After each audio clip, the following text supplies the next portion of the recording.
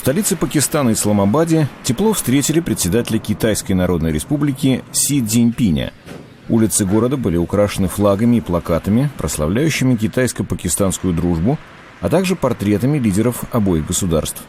В ходе визита председатель Си, как ожидается, придаст гласности подробности вклада на сумму $46 миллиардов, предназначенных на строительство транспортного коридора между Китаем и новым пакистанским портом на побережье Аравийского моря. В Киеве похоронили украинского журналиста, убитого на прошлой неделе. На похоронах журналиста Олеся Бузины, застреленного 19 апреля, присутствовали несколько сотен человек. Раздавались крики «убийцы» и «фашисты», адресованные украинским властям.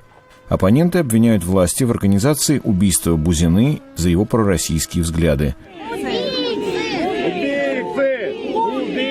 Советник президента Украины Петра Порошенко заявил, что Россия могла отдать приказ убить Бузину по пропагандистским соображениям.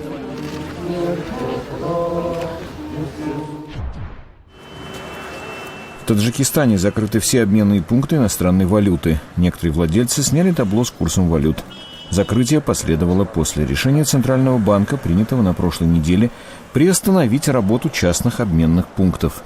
По словам Центрального банка, эта мера призвана обеспечить стабильность на валютном рынке.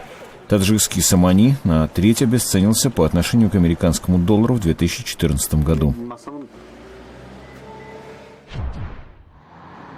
В столице Киргизии, Бишкеке, небольшая группа демонстрантов собралась возле здания парламента, чтобы потребовать от правительства ускорить интеграцию в Евразийский экономический союз.